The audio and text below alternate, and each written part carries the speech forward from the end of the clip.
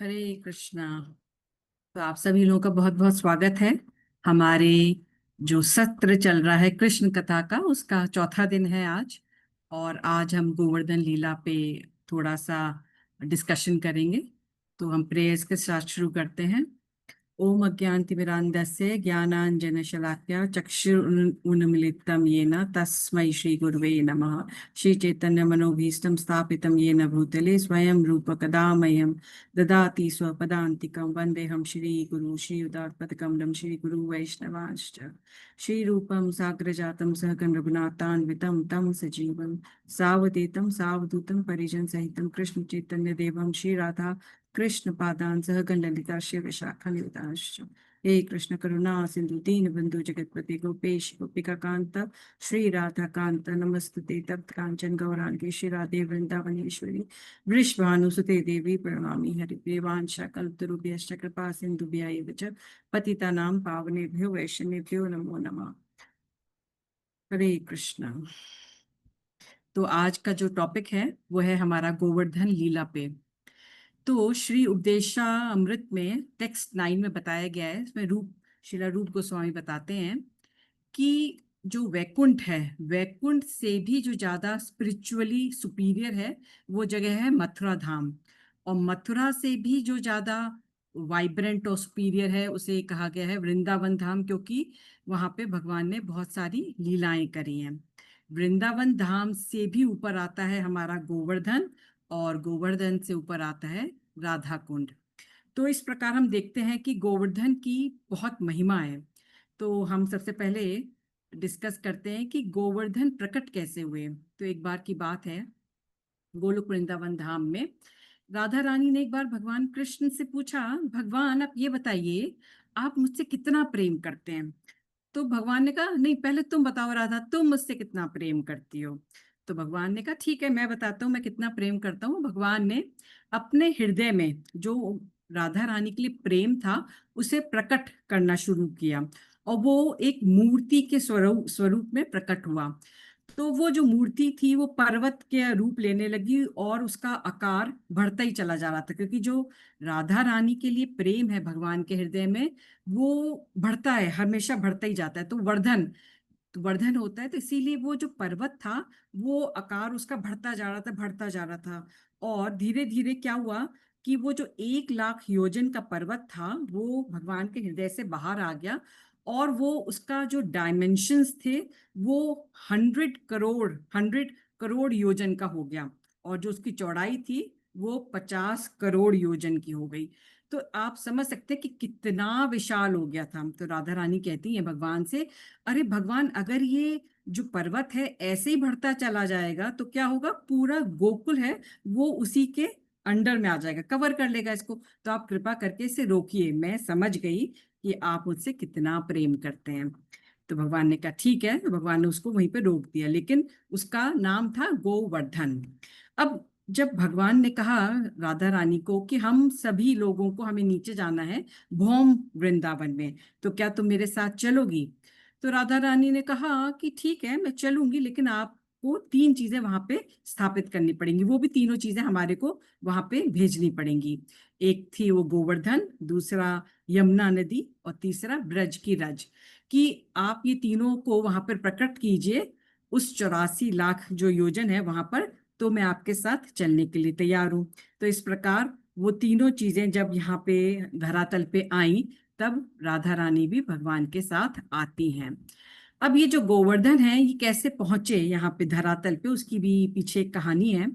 क्या हुआ कि एक बार शामली द्वीप पे जो हिमालय पर्वत के पास है, वहां पर हिमालय पर्वत के ही एक जो रेंजेस हैं उसमें एक द्रोणाचल करके एक पर्वत आता है। तो द्रोणाचल पर्वत ने एक बार देखा कि उनकी तलहटी पे एक पर्वत, छोटा सा पर्वत आके वहां पे स्थापित हो गया है। तो उन्होंने सोचा, अरे ये मेरे पुत्र ने जन्म लिया है। तो उन्होंने उसका नाम रख दिया गोवर्धन। और उस समय उस जो पर्वत थी उसकी जो लंबाई चौड़ाई बताई जाती है वो है 64 मील लंबा था, 40 मील चौड़ा था, और 16 मील उसकी हाइट थी। ये गोवर्धन की हाइट थी। तो इस तरह जो द्रोणाचल पर्वत था, उसने कहा ये तो मेरा पुत्र हो गया। फिर एक बार वहां पे पुलुष ऋषि आते हैं और वो द्रोणाचल पर्वत से कहते हैं कि देखिए, आपका जो ये पुत्र है ना, आप ये मुझे दे दीजिए, मैं इसको काशी ले जाऊंगा और इसकी चोटी पे बैठ के मैं तपस्या करना चाहता हूँ। तो अब क्योंकि वो सत्युग की बात है, और जब कोई ऋषि मुनि कुछ मांगा करते थे तो वो कभी भी मना नहीं किया जाता था उनको, क्योंकि अगर आप अपनी भजन के लिए कोई चीज मांग रहे हैं तो वो हमेशा दान दी जाती थी। तो द्रोणाचल पर्वत ने कहा ठीक है, आप मेरे पुत्र को ले जाइए। अब जो ये गोवर्धन पर्वत है, इन्होंने मन में सोचा कि मेरा प्राकट्य तो हुआ है भगवान की सेवा के लिए, और अगर मैं काशी चला जाऊंगा तो फिर मैं भगवान की सेवा कैसे करूंगा। तो उन्होंने एक मन में विचार आया और फिर उन्होंने पुलिस ऋषि से बोला कि ठीक है, मैं आपके साथ जाने के लिए तैयार हूं, लेकिन मेरी एक शर्त है। तो ऋषि ने पूछा क्या शर्त है तुम्हारी। उन्होंने कहा देखो, आपके साथ मैं जाऊंगा, लेकिन अगर आपने यहाँ से चल के काशी के रास्ते में कहीं भी अगर मुझे आपने रख दिया तो फिर मैं वहां से नहीं हिलूंगा। तो ऋषि ने कहा ये कौन सी बड़ी बात है, मैं भाई एक ही बार में मैं उड़ूंगा और सीधे काशी पहुंच जाऊंगा। तो उनका ठीक है, मुझे मंजूर है तुम्हारी शर्त। अब जब वहां से उन्होंने चलना शुरू किया तो रास्ते में ब्रज भी आया, और गोवर्धन ने कहा ये तो वही स्थान है जहाँ पे मुझे रुकना चाहिए। तो उसी समय क्या हुआ कि ऋषि को भी एक जैसे बायोलॉजिकल ब्रेक होता है, लघु शंका लगी, और उन्होंने गोवर्धन को वहीं पे रख दिया और वो चले गए अपने आप को रिलीज करने। तो जब वो वापस आए तो उन्होंने देखा कि अब ये जो गोवर्धन है ये मुझसे उठ ही नहीं रहा है। तो जो गोवर्धन है बेसिकली उनके पास सिद्धियां थी, अष्ट सिद्धियां। वो अपने आप को भी छोटा भी कर सकते थे, बड़ा भी कर सकते थे। तो उन्होंने क्या किया, अपना वेट और बढ़ा लिया और हैवी हो गए वो। अब जो ऋषि थे वो उनको उठा नहीं पा रहे थे। तो ऋषि ने कहा कि भाई जो तुम्हारे पिता हैं उन्होंने मुझे तुमको दान में दिया है, तो तुम ऐसे कैसे यहाँ पे बैठ गए, चलो मेरे साथ। तो गोवर्धन कहते नहीं नहीं नहीं नहीं, आपको अपनी शपथ याद नहीं है क्या, आपने क्या कहा था कि जब तुम जहां भी तुमको रख दिया जाएगा वो तुम वहीं पे स्थापित हो जाओगे, मैं तुमको आगे लेके नहीं जाऊंगा। तो ऋषि को गुस्सा आ जाता है, वो कहते हैं अरे भाई, तुम मुझसे इतने छोटे हो और तुम मुझे नियम सिखा रहे हो। तो उन्होंने क्रोध में आके श्राप दे दिया। और क्या श्राप दिया गोवर्धन को कि अभी सतयुग चल रहा है, लेकिन तिल तिल करके तुम धीरे धीरे क्षीण होते चले जाओगे। यानी कि जो उनका उस समय का जो आकार था सतयुग में, वो उस समय का जो रेडियस था परिक्रमा का, वो 150 किलोमीटर का होता था। और जब हम देखते हैं कि द्वापर में जब भगवान आए तो वो 21 22 23 किलोमीटर का रह गया था। तो वो धीरे धीरे धीरे करके तिल करके युगों में वो क्षीण होता चला गया। तो इससे हमें पहली जो सीख मिलती है यहाँ पर वो ये है कि अगर हमें भगवान की कोई सेवा मिलती है और उसमें अगर हमें कोई कठिनाई होती है, कोई परेशानी होती है, फिर भी हमें उस सेवा को नहीं छोड़ना चाहिए। जैसे कि गोवर्धन ने उस श्राप को सुन के ये नहीं कहा कि हे ऋषि मुनि, आप मुझे श्राप मत दीजिए, मैं आपके साथ काशी चलने के लिए तैयार हूं। उन्होंने कहा नहीं नहीं, मैं तो यहीं पे रहूंगा, आप चाहे मुझे श्राप श्राप भी क्यों ना दे दें। तो यहाँ पे हमने पहली सीख सीखी। अब जो दूसरी चीज है वो गोवर्धन लीला जो भगवान ने यहाँ पे की द्वापर युग में, उसके दो कारण बताए जाते हैं। एक है इंद्र का मान मर्दन, यानी कि जो इंद्र को बहुत ज्यादा अहंकार हो गया था, उसके मान को मर्दन करना, ये पहला रीजन है गोवर्धन लीला का। और जो दूसरा कारण है, जो मेन कारण है, वो है गोवर्धन मान वर्धन, यानी कि जो गोवर्धन का मान है उसको और बढ़ाना। इन दोनों रीजंस की वजह से भगवान गोवर्धन लीला करते हैं। तो हमें इससे दूसरी सीख ये मिलती है कि हमें कभी भी अहंकार नहीं करना चाहिए, क्योंकि जो भी हमारा मान मिलता है हमें, हम कोई भी सेवा करते हैं या कुछ भी करते हैं, हमारी जो प्रसिद्धि है, हमारी हमारी को जो प्रशंसा मिलती है, वो सब भगवान की वजह से है। तो भगवान चाहे तो उसे चुटकी में खत्म भी कर सकते हैं, और वो चाहे तो उसको दुगना तिगना चौगना भी कर सकते हैं। तो क्या हुआ, कार्तिक मास की बात है, और नंद बाबा के घर में भी दिवाली की पूजन की तैयारियां चल रही थी। साथ में दूसरे दिन के लिए भी पूजा की तैयारी चल रही थी। तो जो लल्ला है वो पूछते हैं बाबा से, बाबा बाबा, ये कौन से यज्ञ की जो आप यज्ञ की तैयारी कर रहे हैं, किस देवता के लिए कर रहे हैं, और ये कौन से शास्त्रों में लिखा है, कहाँ पे प्रमाण है इसका जो आप ये यज्ञ पूजा की तैयारियां कर रहे हैं। तो नंद बाबा ने बोला कि देखो, हम इंद्र देव की पूजा की तैयारियां कर रहे हैं ताकि वो हमें अच्छे से वर्षा प्रदान कर सकें। तो नंद तो भगवान कृष्ण कहते हैं, भाई ऐसा तो कहीं मैंने पढ़ा नहीं है, आप कौन से शास्त्रों के हिसाब से बता रहे हैं? तो नंद बाबा कहते हैं, देखो हम लोग क्या हैं, हम वैश्य हैं, हमारा कर्तव्य है कि गोरक्षा करना और कृषि करना। तो जो कृषि का जो हमारा पूरा प्रोसेस है वो वर्षा के ऊपर बहुत ज्यादा निर्धारित रहता है। तो अगर हमें इंद्र देव हमें वर्षा नहीं देंगे तो क्या होगा, हमारी फसलें उगेंगी नहीं, सारी सूख जाएंगी। तो जो कृष्ण है वो भगवान जो नंद बाबा से कहते हैं कि देखिए, ज्ञान नीति और धर्म नीति ये दो नीतियां हैं। ज्ञान नीति क्या कहती है कि जिसका जो कर्तव्य है उसको वो करते रहना चाहिए, आपको रिश्वत देने की जरूरत नहीं है। सपोज करिए कि एक पुलिस वाला है, अब पुलिस वाले को गवर्नमेंट ने ऑथराइज भी किया हुआ है और उसकी ये ड्यूटी है कि वो जितने भी सिटीजन हैं उनको प्रोटेक्शन दे। तो आप क्या कर रहे हैं नंद बाबा, आप इंद्रदेव को ना रिश्वत दे रहे हैं कि भाई हम तुम्हारी पूजा करेंगे, हम तुम्हारे लिए यज्ञ करेंगे तो तुम हमको वर्षा दोगे। तो ये तो ज्ञान नीति के बिल्कुल विरुद्ध हो जाता है। और अगर हम धर्म नीति की बात करें कि आप कोई भी यज्ञ करते हैं, कोई भी तपस्या करते हैं, कोई भी दान करते हैं, तो आपको कोई अभिलाषा नहीं रखनी चाहिए, यानी कि वो मनोकामना से कोई प्रोत्साहन नहीं होना चाहिए, आपको बस अपना कर्तव्य करना चाहिए। तो दोनों को अगर हम देखें, ज्ञान नीति को और धर्म नीति को, तो भी आपको इंद्रदेव के लिए यज्ञ करने की कोई आवश्यकता नहीं है। तो नंद बाबा को लगा हाँ ये तो बहुत वैलिड पॉइंट है। तो यहाँ पे हमें भगवान बेसिकली ये सिखाना चाहते हैं कि आप अगर भगवान की पूजा करेंगे और देवी देवताओं की शरण में ना जाके सिर्फ और सिर्फ भगवान की पूजा करेंगे तो ऑटोमेटिकली हमारे जितने भी देवी देवता हैं वो भी प्रसन्न हो जाते हैं। जैसे कि अगर आप पेट को खाना डालते हैं तो आपके जितने भी हाथ पैर और जितने भी आपके बॉडी पार्ट्स हैं वो सारे सेटिस्फाई हो जाते हैं। तो इसी प्रकार हमें देवी देवताओं की आराधना करने की अलग अलग आवश्यकता नहीं है। क्यों? क्योंकि अगर आप इंद्रदेव की पूजा कर रहे हैं सिर्फ वर्षा के लिए, तो फिर आप कल कहेंगे हम सूर्य देव की भी पूजा करेंगे, सूर्य जब तक हमें सूर्य रोशनी नहीं मिलेगी तो हमारी फसलें कैसे पैदा होंगी। तो यहाँ पे अगला प्रिंसिपल भगवान ने ये स्टैब्लिश किया। अब जो ब्रजवासी थे उनको ही समझ में आ गई बात जो भगवान जो कृष्ण ने बोली थी। तो उन्होंने कहा ठीक है, हमने जितनी भी तैयारियां करी है ना, इतनी सारी खाने पीने की, मालपुए बने हैं, कचौड़ियां बन रही हैं, रसगुल्ले बन रहे हैं, शोरबा बन रहा है, इतना कुछ बन रहा था, तो हम ये किसको दें, हम ये किसको ऑफर करें, ब्रजवासियों ने पूछा। तो भगवान क्या कहते हैं, अरे भाई तुम अभी तक तो इंद्रदेव को देते हुए आ रहे थे ना, तो क्या कभी आज तक इंद्रदेव तुम्हारे सामने उपस्थित हुए हैं? उन्होंने कहा नहीं। तो कहा, तो ब्रजवासी कहते तो फिर क्या हम इस पर्वत को दे दें क्या, ये गोवर्धन को, ये कौन सा हमारे सामने प्रकट होने जा रहा है?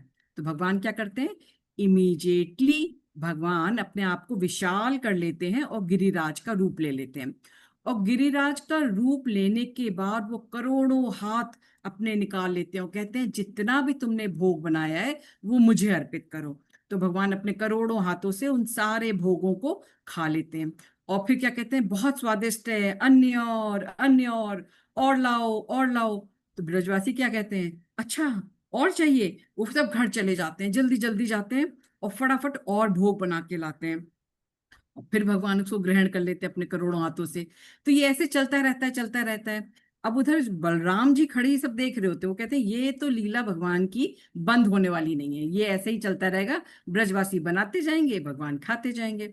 तो बलराम जी क्या कहते हैं, आप क्या करो, इनको एक तुलसी पत्ता दे दो बस, और तुलसी को लेने मात्र से ही भगवान संतुष्ट हो जाएंगे। तो ब्रजवासी इमिजिएटली भगवान को एक तुलसी अर्पण करते हैं और भगवान उसको लेते कहते हैं हाँ अब मैं संतुष्ट हो गया हूँ।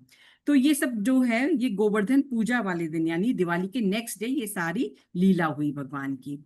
अब ऐसे करते करते 2 दिन निकल गए। 2 दिन निकल गए, अब जो ब्रजवासियों ने इतना कुछ इतने व्यंजन बनाए थे उसकी खुशबू स्वर्ग तक पहुंच रही थी। अब स्वर्ग के राजा इंद्र, उन्हें भी खुशबू आ रही, कह रहे क्या खुशबू आ रही है, मालपुए बन रहे हैं, कचौड़ियां बन रही हैं, रसगुल्ले गुलाब जामुन सब खा रहे हैं, लेकिन अभी स्वर्ग तक तो कुछ पहुंचा ही नहीं, भाई बात क्या है? तो उन्होंने बुलाया अपने सेवकों को, भाई क्या हुआ, ये ब्रजवासियों ने जितना कुछ बनाया है 2 दिन बीत गए हैं, ये हमारे पास क्यों नहीं आया अभी तक? तो जो उनका सेवक था वो बोलता है, देखिए इंद्र महाराज, वहां ब्रजवासियों में ना एक छोटा लड़का है, उसने आपकी पूजा रुकवा दी है। तो जैसे ये इंद्र ने सुना उसको बहुत क्रोध आया। अरे ये कैसे, मैं किसकी हिम्मत हुई मेरी पूजा रोकने की। और उनको इतना गुस्सा आया, इतना गुस्सा आया कि उन्होंने संवृत, जो एक बादल था उनका, उसको भेजा और कहा कि तुम ब्रज में जाओ और प्रलयकारी वहां पे वर्षा करो। अब जो वर्षा की बूंदें थी ना, उसका साइज इतना बड़ा था, इतना बड़ा था कि हाथी के सूंड के बराबर। मतलब आप समझ सकते हैं वो कितना हैवी वेट थी वो बूंदे पानी की, और कितनी बड़ी थी। तो जब पूरे ब्रज में ऐसी प्रलयकारी वर्षा शुरू हो गई, तो जितने भी ब्रजवासी थे वो तो डर गए। और वो कहाँ गए, सीधे नंद महाराज के पास गए। क्या बोला उन्होंने कि देखिए, आपके बेटे ने, आपके लल्ला ने ये जो यज्ञ रुकवा दिया ना, अब देखिए इंद्रदेव कितना नाराज हो गए हैं कि अब पूरा ब्रज डूबने वाला है। तो फिर मतलब जो नंद महाराज है उन्होंने कहा, "हाँ भाई, बात तो सही है।" तो उन्होंने क्या किया, उन्होंने कृष्ण से पूछा, भाई अब क्या करें, इतनी वर्षा हो रही है। तो भगवान कहाँ गए, भगवान गिरिराज को उठाने के लिए गए। अब भगवान की हाइट तो छोटी थी, वो तो 6 7 7 साल के बालक थे, और जितने ब्रजवासी थे वो तो बहुत लंबे लंबे थे। तो वो कैसे आएंगे, अगर सपोज अब उंगली में उठाएंगे तो वो नीचे रह जाएंगे गिरिराज जी, तो कैसे आएंगे सारे ब्रजवासी। तो क्या क्या भगवान गए, जो मानसी गंगा है उसके पास एक हरिदेव करके मंदिर है, और हरिदेव मंदिर के पास एक चट्टान है, ऊंची सी चट्टान, वहां उसके ऊपर जाके खड़े हो गए भगवान। और फिर उन्होंने अपनी दाएं हाथ की छोटी उंगली पे गोवर्धन को उठा लिया। अब जब अपनी, सॉरी, बाएं हाथ की जब छोटी उंगली पे गोवर्धन को उठाया, तो ऐसे उठाया, मतलब उसमें डिस्क्रिप्शन आता है कि ऐसे उठाया कि जैसे कोई छोटा बच्चा मशरूम को उठा लेता ना, कितनी ताकत लगती है, आप ऐसे हल्के से उठा लेते हो, कोई ज्यादा ताकत तो लगती नहीं। तो भगवान को बेसिकली कोई जिम जाने की जरूरत नहीं पड़ी थी 7 साल की उम्र में कि हाँ भाई अब मुझे गोवर्धन लीला करनी है तो मैं आज से बॉडी बिल्डिंग करूं, ऐसा कुछ नहीं। भगवान तो शक्तिमान है, उनके लिए तो कोई भी लीला करना बहुत आसान है। तो भगवान ने जब ये उठा लिया, तो सारे जो जितने भी ब्रजवासी थे वो उस गोवर्धन जो पर्वत है उसके नीचे आ गए, उसके नीचे खड़े हो गए। अब भगवान ऊपर हैं और जितने भी ब्रजवासी थे वो सारे के सारे नीचे थे। तो भगवान ऐसे ऊपर से उनको नीचे देख रहे थे, दृष्टि पाठ कर रहे थे ना उनके ऊपर ऐसे करके। तो आप देखते हैं जैसे श्रीनाथ जी का मंदिर है, तो वहां पे जो भगवान की आंखें हैं वो सीधी नहीं लगी, वो ऐसे तिरछी लगी हुई है। क्यों? क्योंकि भगवान नीचे की तरफ देख रहे हैं जितने भी ब्रजवासी हैं। तो अभी भी सारे मंदिरों में उनके जो नेत्र हैं वो ऐसे तिरछे लगाए जाते हैं। अब भगवान ने बेसिकली ये लीला क्यों करी थी, भगवान ने, हमने जैसे पहले भी बात करी, दो इसके रीजंस थे कि इंद्र के मान का मर्दन करना था। लेकिन उसको करने के लिए भगवान के लिए तो इतनी बड़ी लीला 7 दिन 7 रात करने की तो जरूरत नहीं थी।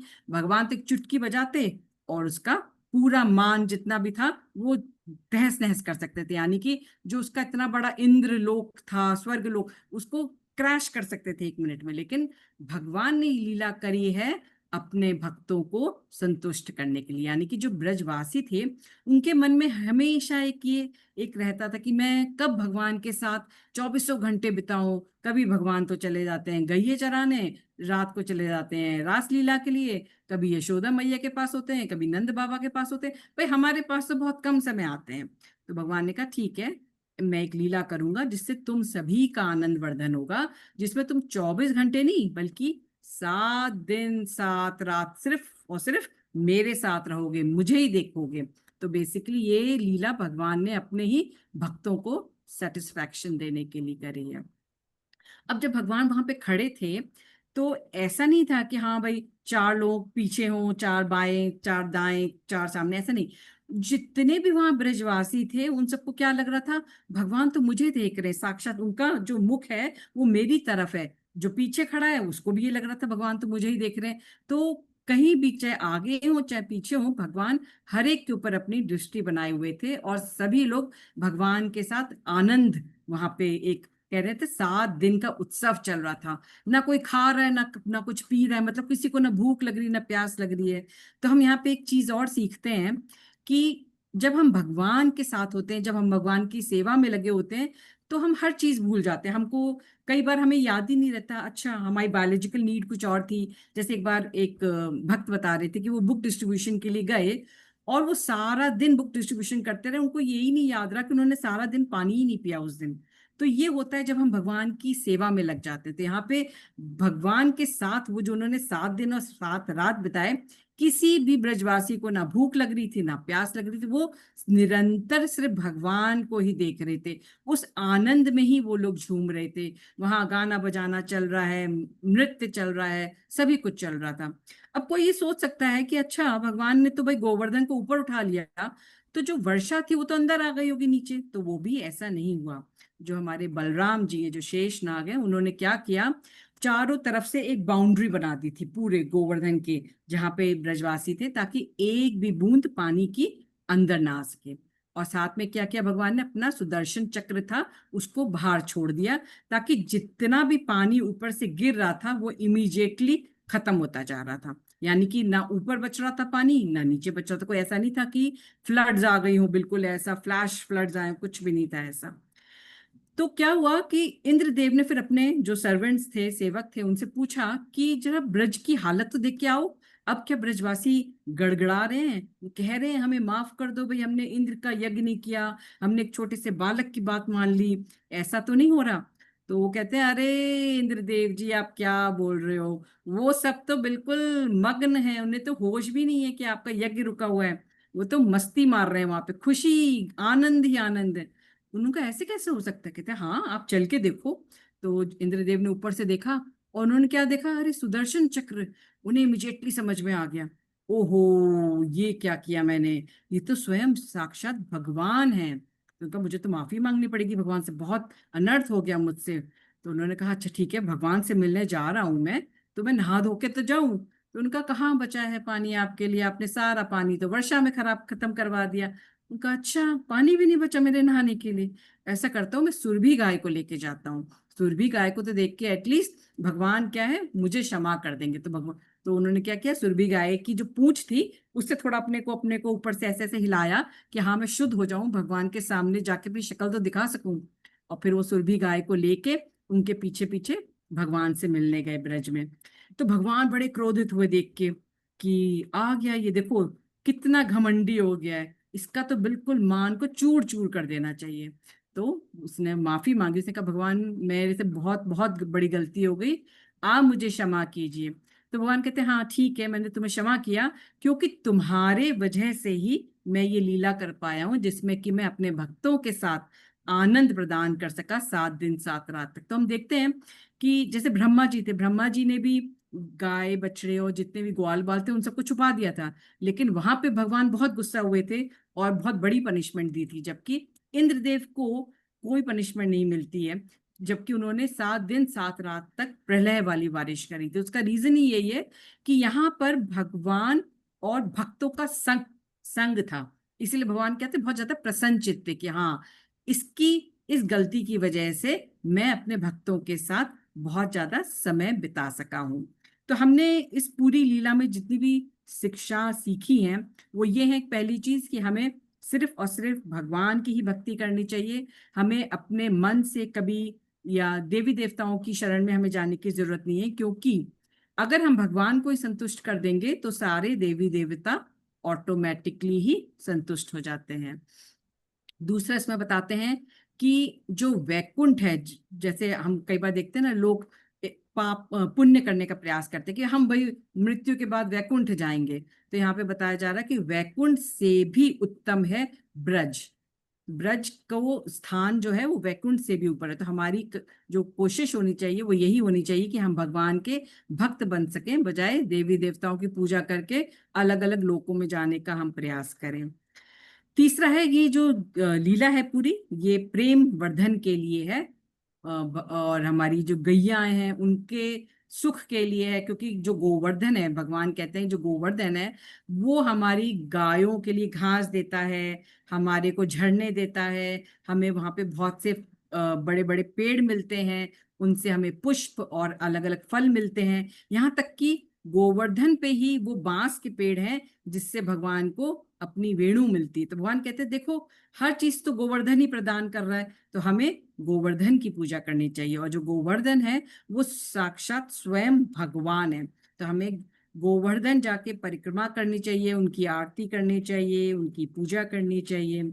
और कहा जाता है कि भगवान के जो दास हैं, उन दासों में जो सबसे उत्तम दासों का जो नाम है वो गोवर्धन का ही है। उसके नीचे आता है फिर हमारे उद्धव जी का, और उसके नीचे युधिष्ठिर महाराज का। तो जो सेवा गोवर्धन ने करी है वो कोई भी और सेवक नहीं कर सकता।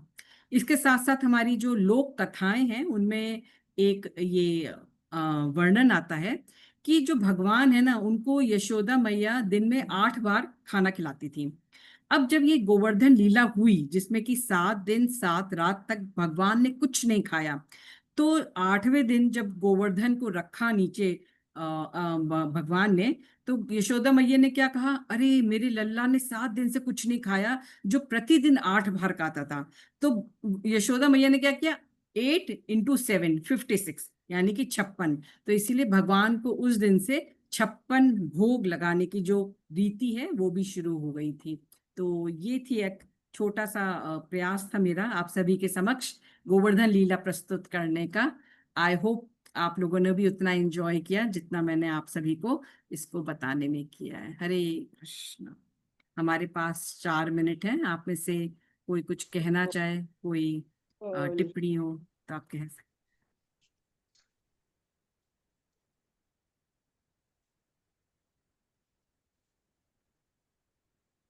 बहुत सुंदर लीला सुनाई माता जी, आपने बहुत सुंदर लीला सुनाई। कह रही बहुत सुंदर, बहुत एंजॉय किया। ऐसे लग रहा हम भी गोवर्धन पर्वत पहुंच गए हैं हम भी उसके नीचे खड़े हैं गोवर्धन पर्वत के जी बहुत बिल्कुल सही माता जी, बिल्कुल सही। हाँ, ऐसा लग रहा है हम भी गोवर्धन पर्वत के नीचे ही खड़े हैं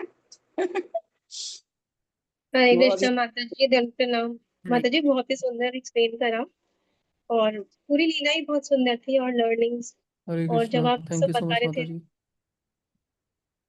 हरे कृष्ण प्रभु जी। हरे कृष्णा माता जी, धन्यवाद प्रणाम। हरे कृष्ण। बहुत बहुत सुंदर आपने कथा बताए और बहुत आनंद आया।